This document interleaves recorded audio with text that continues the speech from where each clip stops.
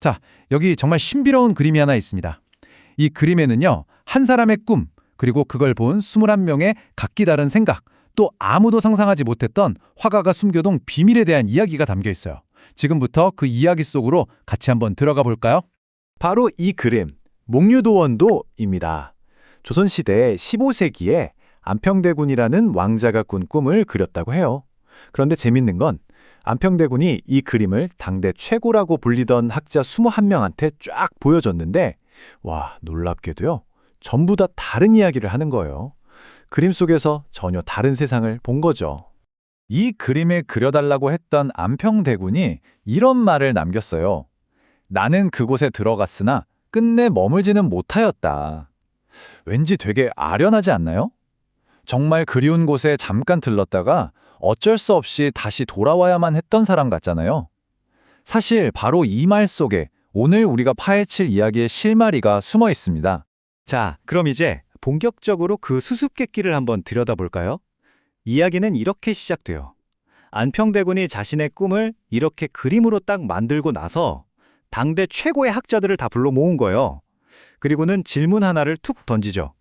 아니, 여러분들은 다 똑같은 그림을 보고 있는데 어째서 다들 서로 다른 도원, 그러니까 이상향을 이야기하는 겁니까? 정말 그렇죠. 진짜 이상하잖아요. 어떻게 같은 그림을 보고 이렇게까지 다른 해석이 나올 수 있을까요? 바로 이게 안평대군이 정말로 풀고 싶었던 수수께끼였던 겁니다. 그렇다면 도대체 그 학자들은 이 그림 속에서 뭘 봤던 걸까요? 저마다 해석은 달랐지만 하나같이 정말 아름다웠다고 하거든요. 그 중에서 몇 가지만 한번 같이 살펴볼게요. 자, 첫 번째로 학자 최양의 이야기입니다. 그는 이 그림에서 정치적인 유토피아를 봤어요. 뭐랄까, 벼슬 같은 계급이 아예 없는 나라, 누가 억지로 다스리지 않아도 질서가 물 흐르듯 자연스럽게 유지되는 그런 사회 말이에요. 권력 때문에 싸울 일도 없는 아주 평화로운 세상을 본 거죠. 아마 최양이 본 세상은 바로 그림의 이 부분이 아니었을까 싶어요. 보세요. 모든 게 넓고 평온하게 펼쳐져 있잖아요. 이 아름다운 복숭아빛 계곡이요.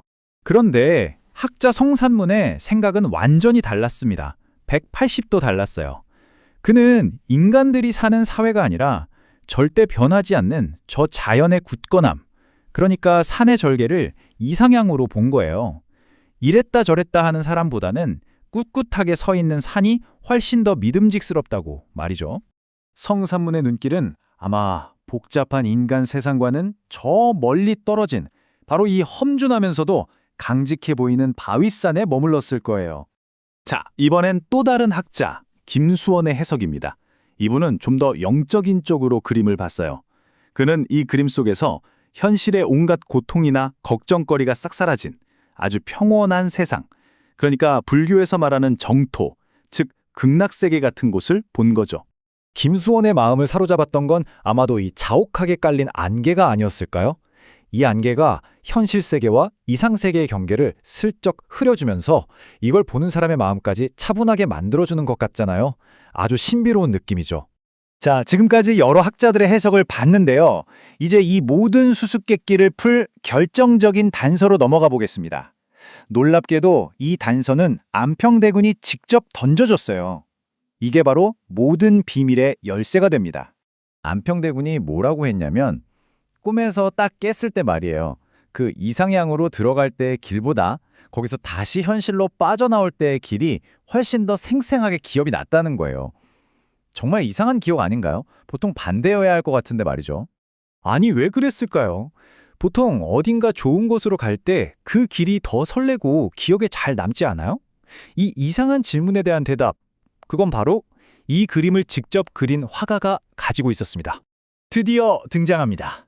이 모든 수수께끼의 답을 손에 쥐고 있는 단 한 사람, 바로 화가 안견입니다. 안평대군의 말을 쭉 듣고 있던 그가 조용히 입을 열죠. 바로 이 한마디였습니다. 전하, 그래서 이 그림은 돌아오는 길부터 그리기 시작했습니다. 네? 뭐라고요? 돌아오는 길부터 그렸다고요? 이게 바로 이 그림의 가장 큰 비밀이었어요. 그림이 우리가 생각하는 것과는 정반대 순서로 그려졌다는 것?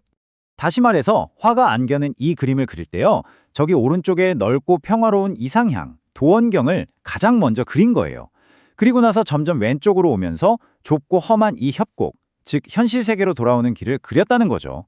안평대군이 꿈에서 느꼈던 그 기억의 순서를 그림에 그대로 옮겨놓은 겁니다. 정말 대단하죠? 자, 그럼 이 엄청난 비밀이 대체 뭘 의미하는 걸까요? 그리고 애초에 왜 21명이나 되는 학자들은 전부 다 다른 유토피아를 봤던 걸까요? 이제 그 진짜 이유를 알게 되실 겁니다. 핵심은 바로 이거예요. 진짜 이상향, 진짜 도원경은 저 비단 위에 그려진 풍경 그 자체가 아니라는 겁니다. 그건요, 그림을 보고 있는 바로 내 마음 속에 있다는 거죠. 이 그림은 그저 내 마음을 비춰주는 거울 같은 역할을 할 뿐이라는 겁니다. 학자 신숙주가 남긴 이 한마디가 모든 걸 설명해 줍니다. 도원은 그림 안에 있는 게 아닙니다. 그걸 읽는 사람의 마음 안에 있습니다. 결국 그 21개의 서로 다른 도원은 뭐였을까요? 맞아요.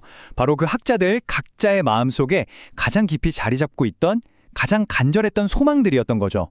이걸 보고 안평대군도 마침내 깨달은 거예요. 아, 내가 꾼 찰나의 꿈 하나보다 그 꿈을 보고 이렇게나 다채롭게 해석한 21명의 생각을 함께 남기는 게 훨씬 더 의미가 있겠구나.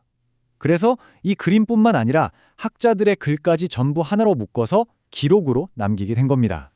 600년이라는 시간이 흘렀지만 이 질문은 지금 우리에게도 던져지고 있는 것 같아요.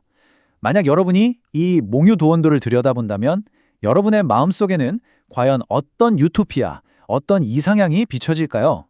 한 번쯤 조용히 상상해 보시는 건 어떨까요?